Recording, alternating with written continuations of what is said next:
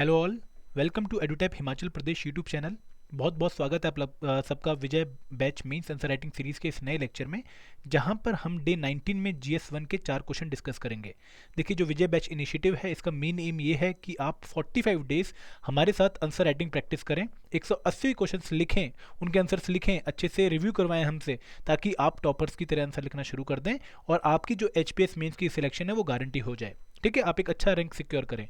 तो आज डे 19 है हमारा विजय बैच मीन्स राइटिंग इनिशिएटिव का, जहां पर हम GS1 के 4 क्वेश्चन डिस्कस करने वाले हैं।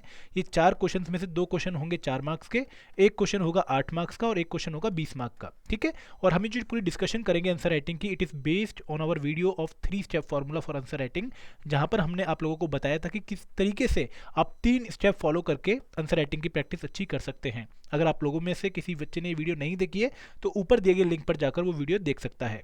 ठीक है, तो शुरुआत करते हैं आज के लेक्चर की। देखिए, हमारा आज का पहला क्वेश्चन है from the topic aspect of physical geography of India climate, GS1 paper 4 unit 2 sub unit 2 का ये क्वेश्चन है। What do you mean by western disturbances. देखिए, वेस्टर्न डिस्टर्बेंसेस काफ़ी पॉपुलर टर्म है इंडिया में, और आपसे पूछा गया कि what do you mean by western disturbances. अब ये क्वेश्चन क्यों पूछा गया?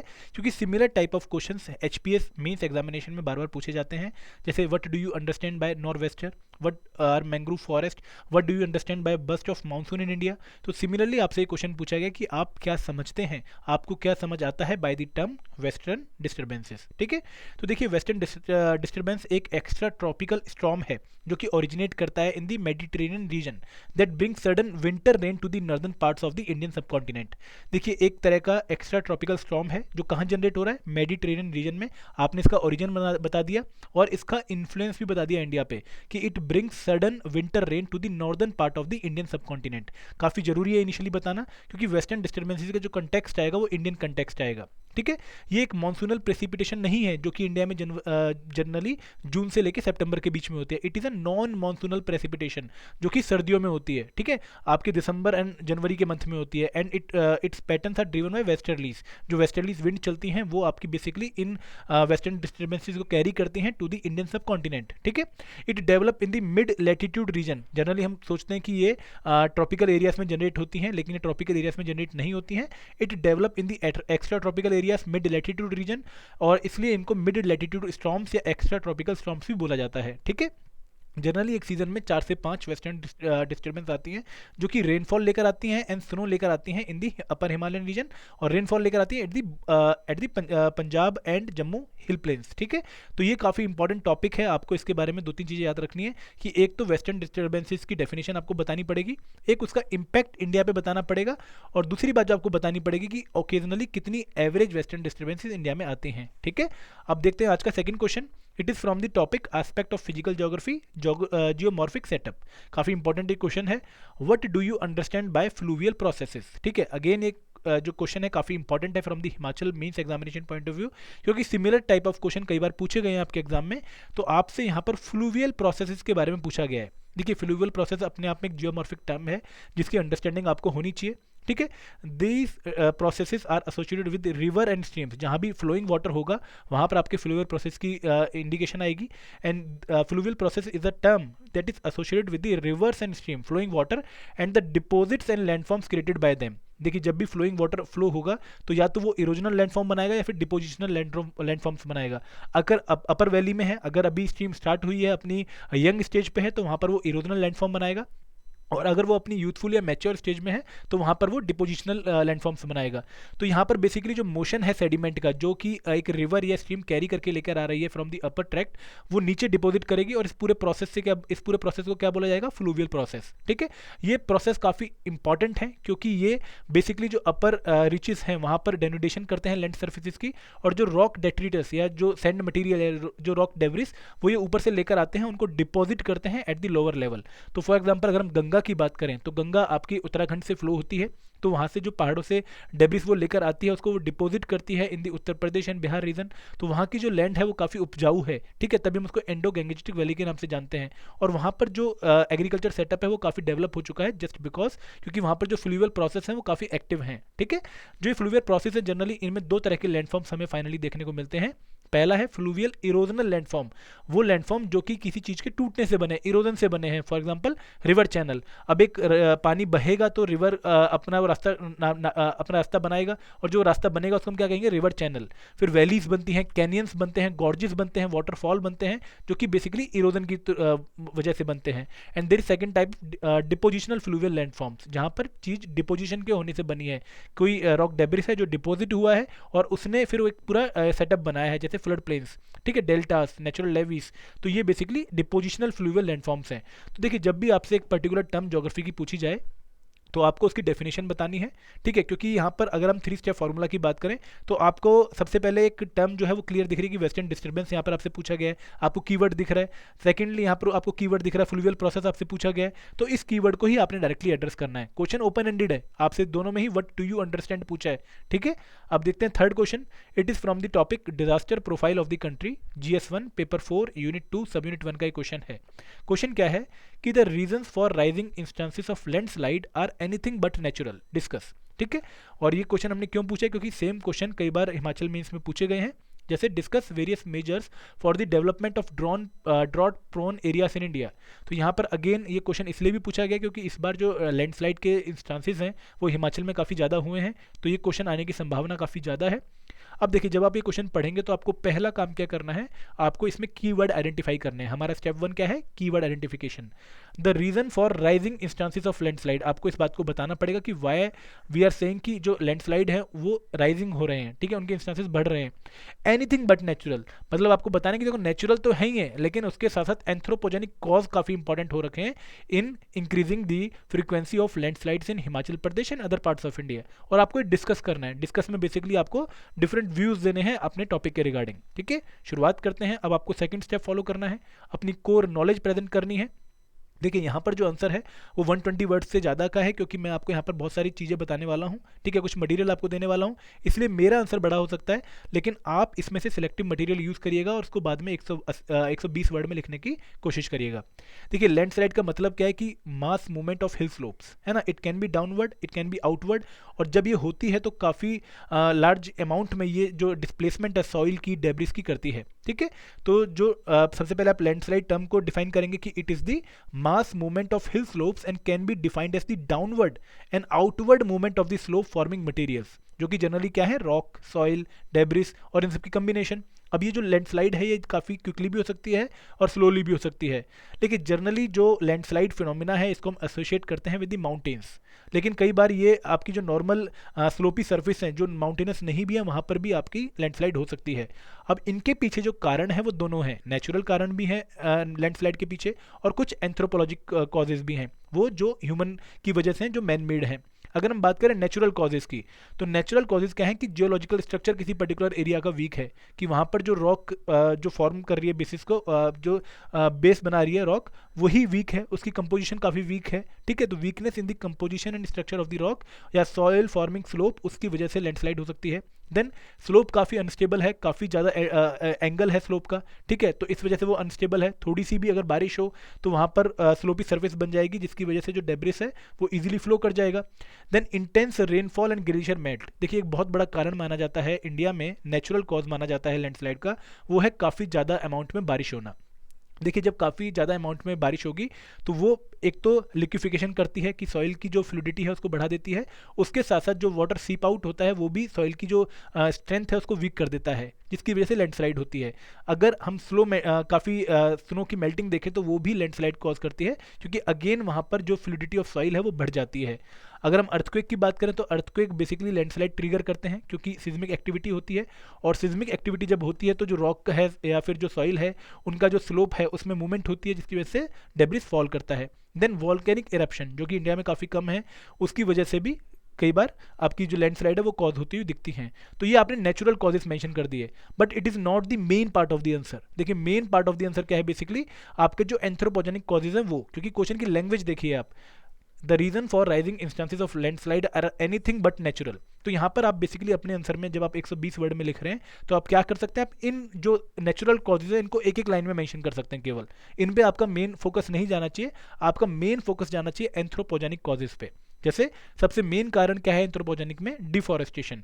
अगर आप ट्रीज काटेंगे, आप जो माउंटेन है उसको एकदम बेयर छोड़ देंगे, तो जो सॉइल है उसका जो स्ट्रेंथ है वो और कम हो जाएगा, उसको बाइंडिंग फोर्स खत्म हो जाएगी, जिसकी वजह से थोड़ी सी भी बारिश में आपका जो स्लोप है वो फॉल करना शुरू कर देगा और लैंडस्लाइड होनी शुरू हो जाएगी। ठीक है। उसके बाद कंस्ट्रक्शन एक्टिविटी।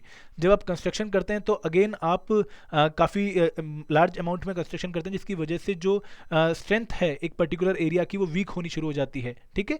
तो अगर हम अर्बनाइजेशन देखें वेस्टर्न घाट में, तो उसके बाद या फिर माइनिंग एक्टिविटीज़ के बाद जो लैंडस्लाइड की फ्रीक्वेंसी है वो काफ़ी ज़्यादा बढ़ गई है। देन एक्सकवेशन एंड रोड्स, जो मैंने आपको बताया कि माइनिंग एक्टिविटी की वजह से जो डेब्रिस है वो रिमूव होता है, रॉक्स रिमूव होती हैं, जिसकी वजह से जो आपकी स्टेबिलिटी है स्ट्रक्चर की वो वीक हो जाती है। सिमिलरली जब हम बहुत सारे रोड्स बनाते हैं, डेवलपमेंटल एक्टिविटीज़ परस्यू करते हैं, तो उसकी वजह से भी हमारी जो स्ट्रेंथ है एक रॉक की वो वीक हो जाती है।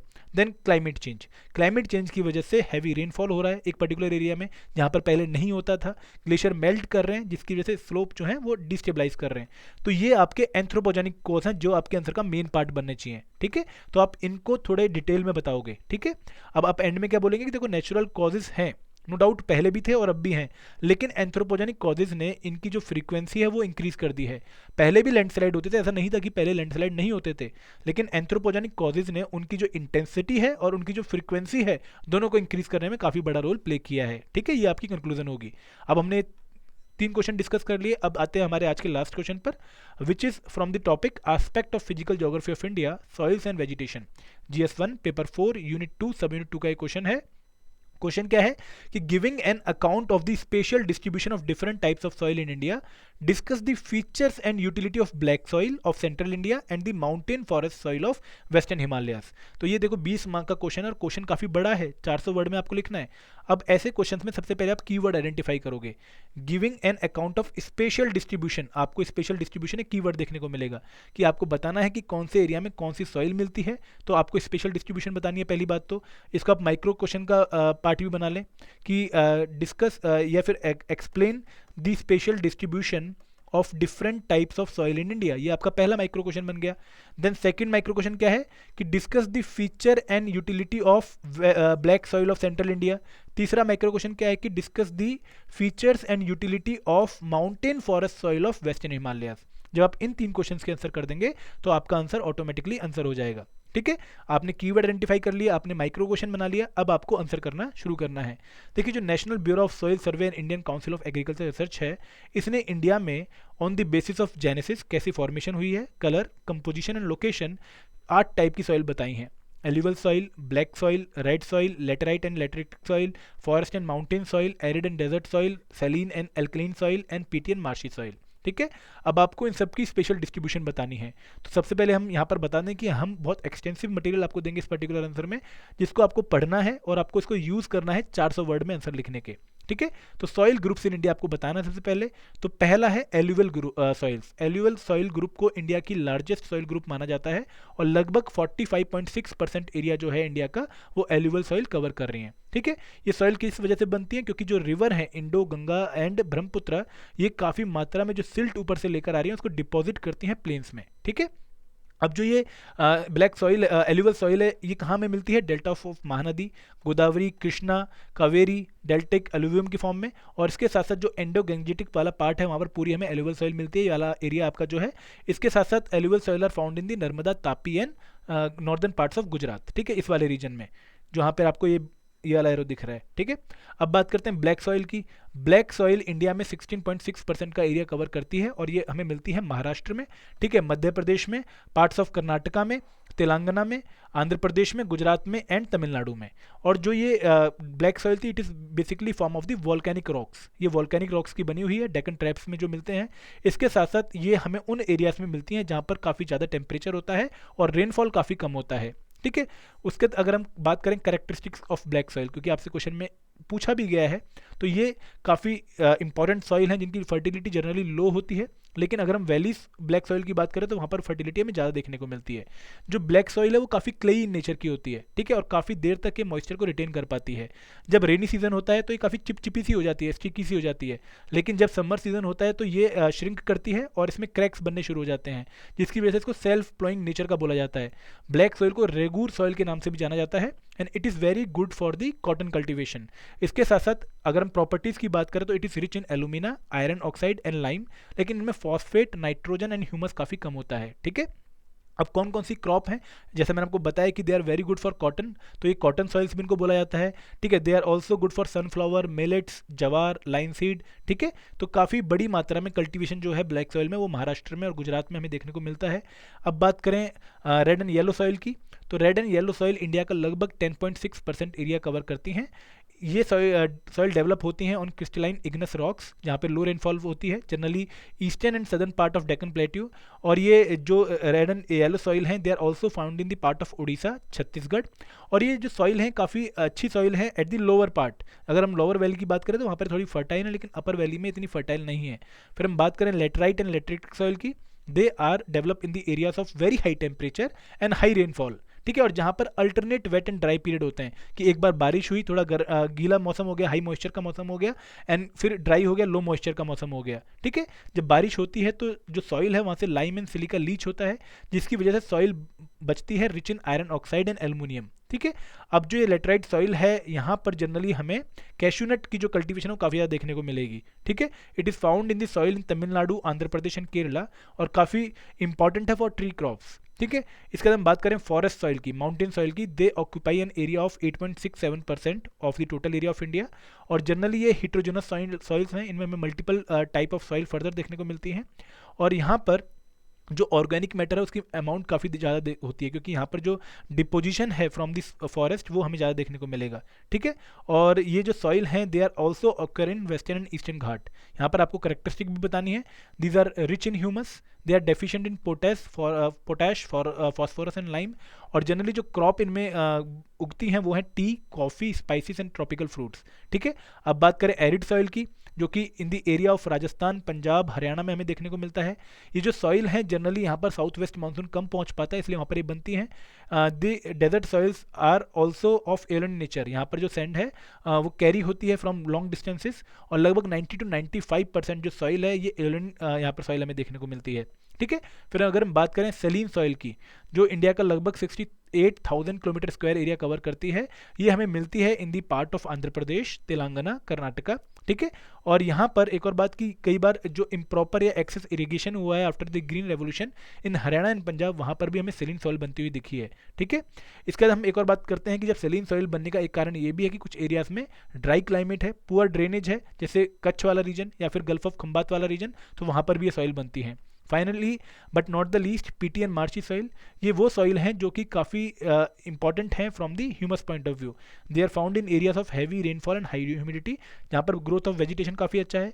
जब ग्रोथ ऑफ वेजिटेशन काफ़ी अच्छा होगा तो डेड ऑर्गेनिक मैटर भी काफ़ी एक्यूमुलेट होगा, और डेड ऑर्गेनिक मैटर अगर एक्यूमुलेट होगा तो rich humus and organic content आपको देखने को मिलेगा सॉइल में। ठीक है, it is found in the area of Bihar, southern part of Uttarakhand, West Bengal, Orissa and Tamil Nadu. ठीक है, तो यहाँ पर देखिए, आपको जब ये क्वेश्चन में पूछा गया कि आपको डिफरेंट सॉइल्स की स्पेशल डिस्ट्रीब्यूशन बतानी है, तो मैप आपका मस्ट हो जाता है। कोशिश करिए कि एक मैप बनाएं ताकि आप सारी जो सॉइल है उनकी डिस्ट्रीब्यूशन बता पाएं।